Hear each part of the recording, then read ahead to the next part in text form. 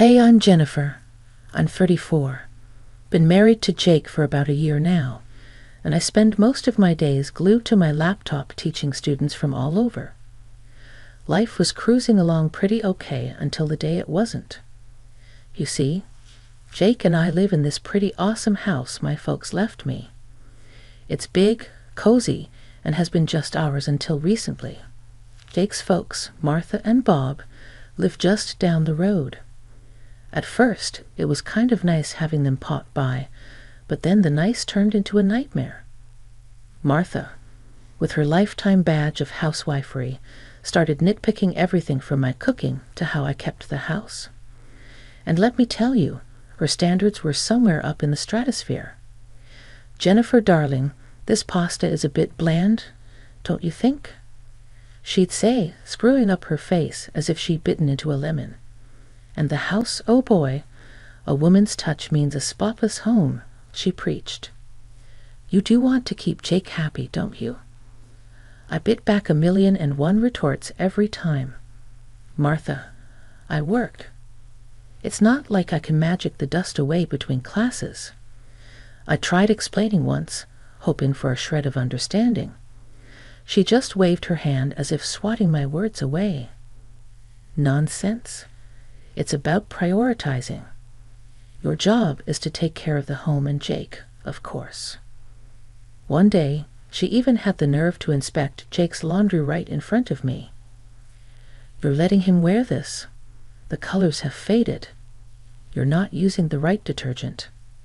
I was seething, fists clenched so tight I could probably turn coal into diamonds.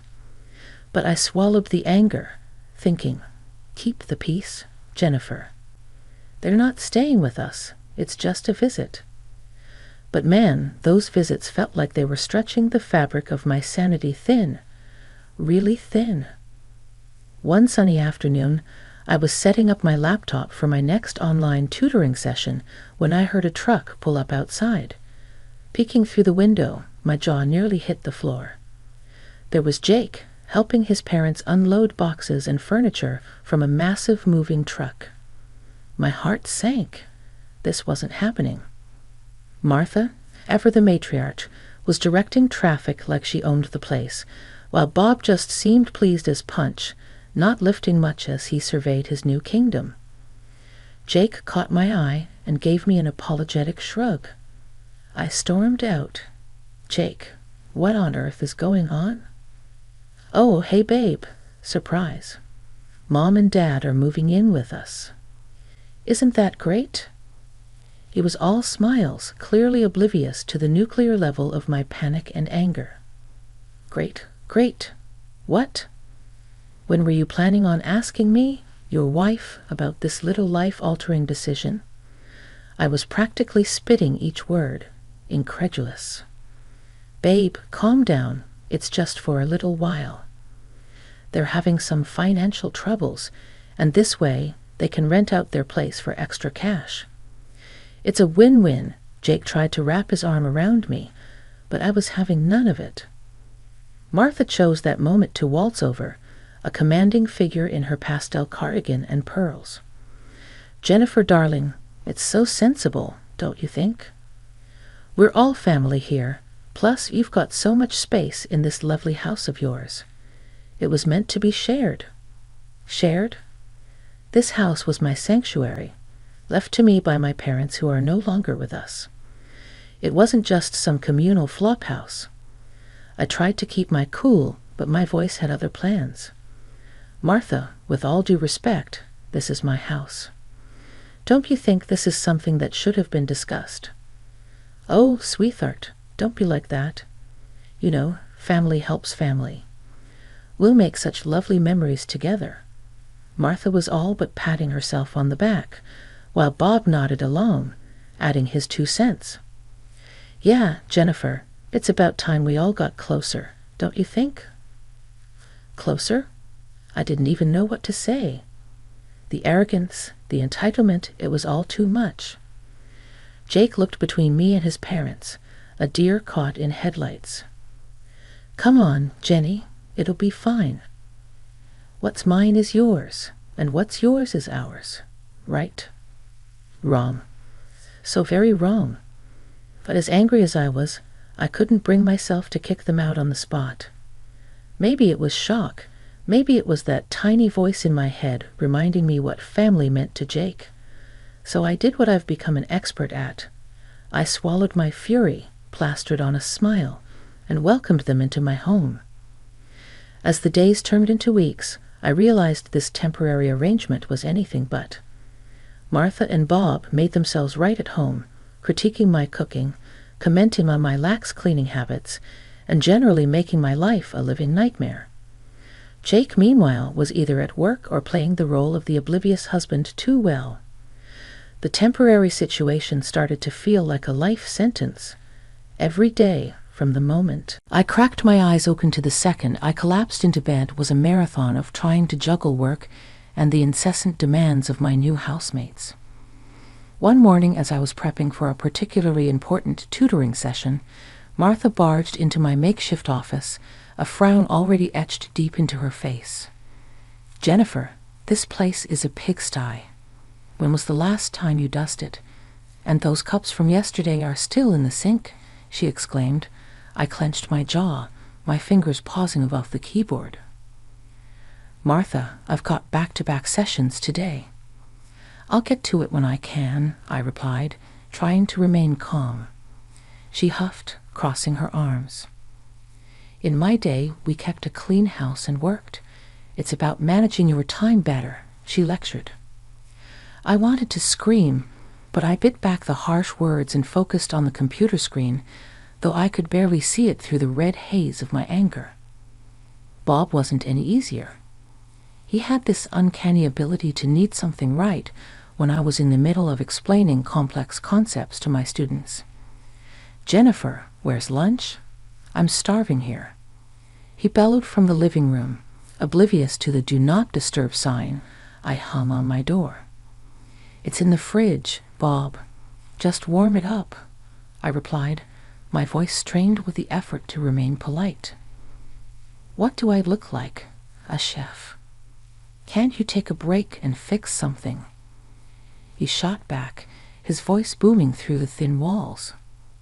Jake, bless him, tried to be the peacemaker, but his efforts usually amounted to little more than added frustration. "Jenny, can't you just drop it for today? Let's have a quiet dinner," he'd say, trying to smooth over the latest flare-up. Drop it, as if I was the one stirring up drama over lunch and dust bunnies. The pinnacle of this daily grind came one evening when I was trying to wrap up my sessions for the day. Martha decided it was the perfect time to lecture me on the importance of a tidy home again. "You know, Jennifer, a cluttered house is a sign of a cluttered mind. Maybe if you tidied up more, you'd be less stressed," she remarked. Less stressed? I almost laughed. Instead, I stood up, facing her square on. "Martha, I'm working. This cluttered office is paying our bills right now. And maybe if you're so concerned about the cleaning, you could help out," I retorted. Her face turned a shade of red I hadn't seen before. "I am a guest in this house, Jennifer. It's not my job to clean." Guest. The word echoed mockingly in my mind. Some guest they were, turning my life and home upside down. That night, as I lay in bed staring at the ceiling, I couldn't help but think about the absurdity of it all. Here I was, busting my hump to provide, to teach, and to keep some semblance of peace in my own home, only to be criticized at every turn. Jake's soft snoring next to me was the only sound in the dark room. I turned to look at him, wondering how we ended up here. How did we go from newlyweds excited about our future to roommates barely speaking because his parents were driving a wedge between us?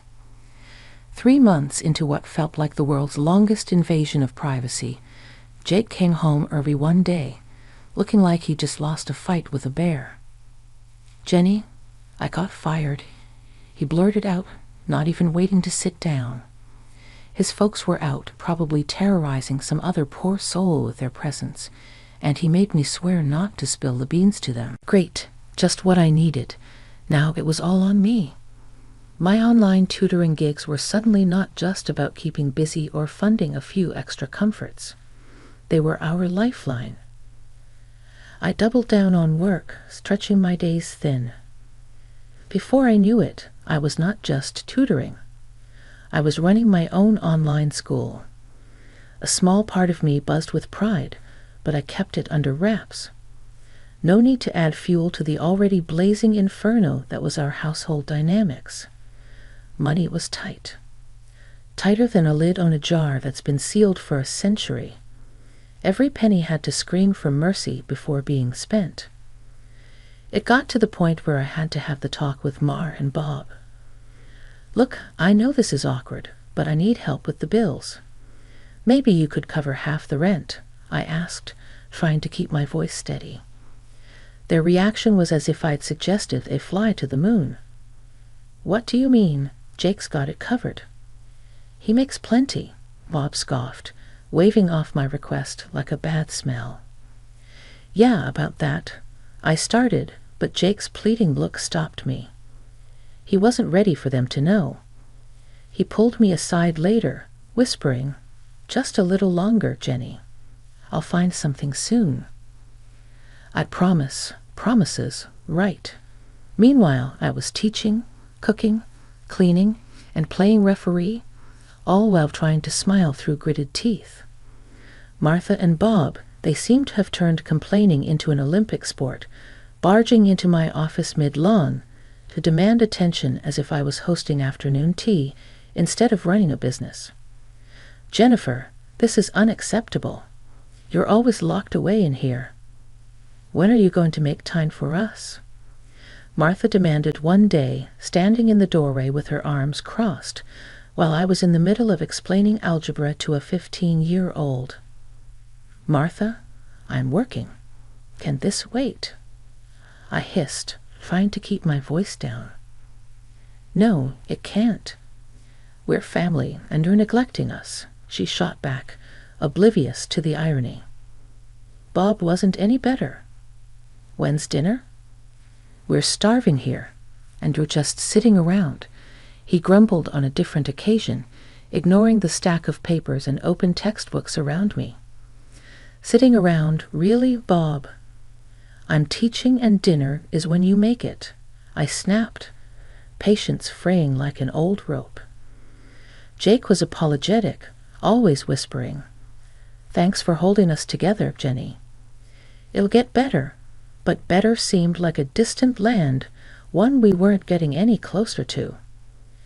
As the days turned into weeks, I couldn't help but wonder how much longer I could keep this up. One evening, as we sat down for dinner, Martha whipped out a glossy travel brochure, her eyes gleaming. "Look at this, dear," she said, sliding the booklet across the table to me. "We're thinking of a little getaway, a vacation. What do you think? A scarf or a shell as a souvenir?" Before I could even process the absurdity of her question, she dropped another bomb. "And darling, if you could spare $2,000 for us, that would be just peachy, just for some pocket money, you know," she said. I stared at her dumbfounded. My fork clattered to my plate, my appetite gone. $2,000? I echoed incredulously. "Yeah, you know, for the little extras. Wouldn't want to miss out on the fun stuff." Bob nodded, as if it was the most reasonable request in the world. The room spun. This was beyond outrageous. It was as if they were living in a fantasy world where money grew on trees, and I was the gardener. I couldn't hold back any longer. "How long do you plan to live at my expense?" I demanded, my voice rising. "You don't pay for anything. No rent, no groceries. And now you want me to fund your holidays, too." Martha and Bob exchanged glances, clearly not expecting the outburst. "Well, we thought Jake was taking care of all that," Bob said, attempting to sound innocent. I turned to Jake, my eyes blazing. "And what about you? Do you think this is okay?" Jake squirmed in his seat, mumbling something inaudible. "Not only that," I continued, steamrolling ahead, "you barge into my office, interrupt my work, and have zero respect for my personal space. I've had it." There was a tense silence. Then Jake, his face a mask of frustration, finally spoke up. "Why are you talking to my parents like that? They're just trying to enjoy life." "Enjoy life on my hard-earned money," I shot back, disbelief lacing my words.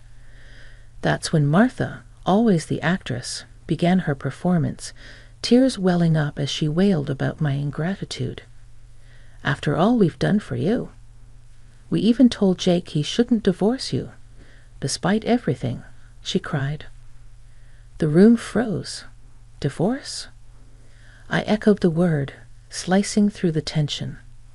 I turned to Jake, my heart in my throat. "Is that true?" Jake's face went from red to white, a guilty look flashing in his eyes before he averted his gaze.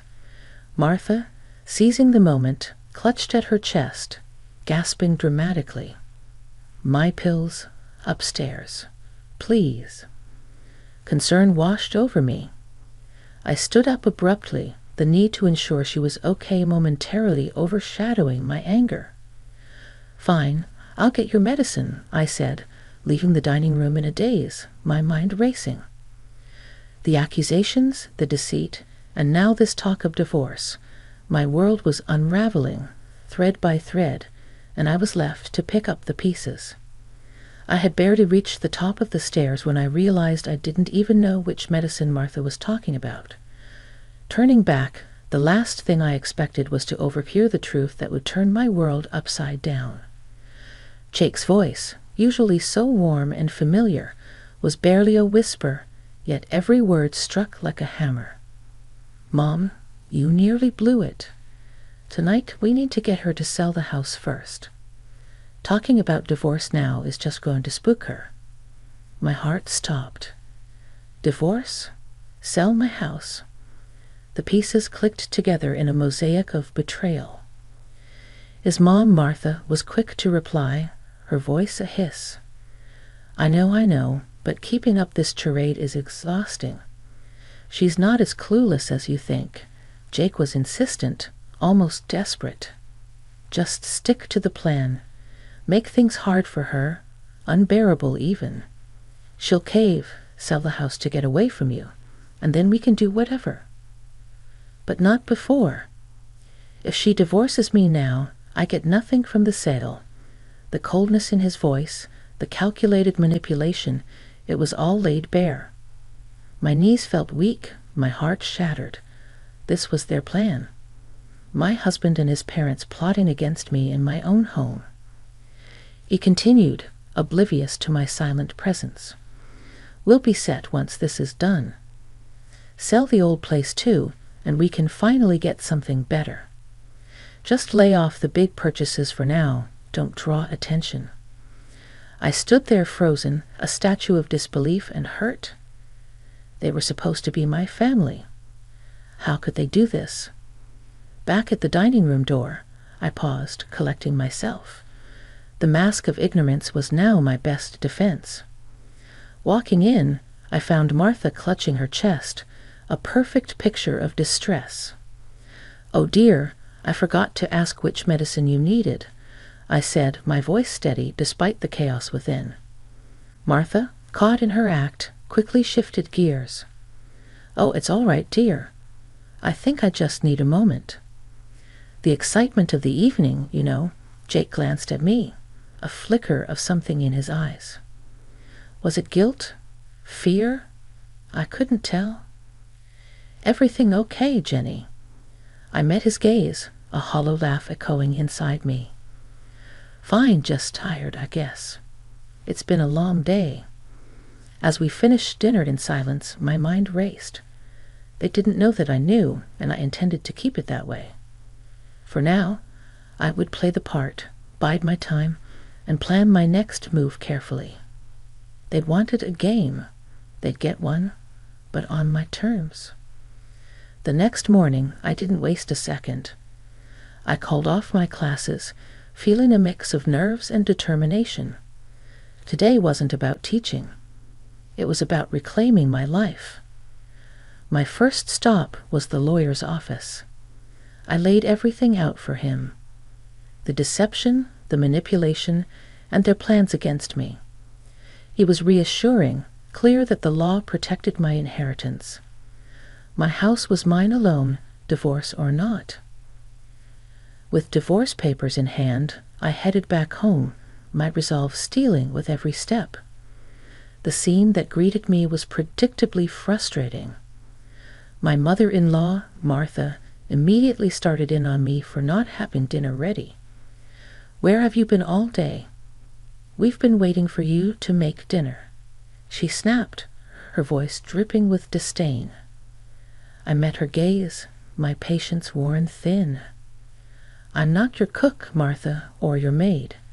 That ends now." Jake tried to smooth things over, with a hint of his plan peeking through. "Look, maybe this is a sign we should sell the house, start fresh somewhere else," he said, his voice too casual. His parents nodded eagerly, clearly liking where this was going. But I couldn't help it. I laughed. The absurdity of it all, their faces, it was too much. "Oh, Jake, I know about your plan, all of it." Silence crashed down like a wave. Jake's face went white, and Martha's mouth snapped shut. "What plan?"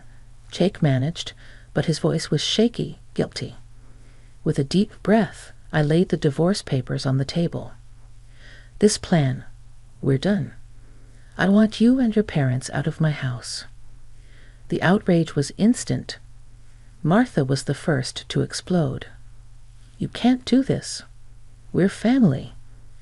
"Family doesn't plot against each other," I shot back, my voice firm. Jake tried to argue, to plead, but I was unmoved. "I'm not falling for it, Jake. It's over. I've already spoken to a lawyer." His defeat was evident as he realized the gravity of the situation.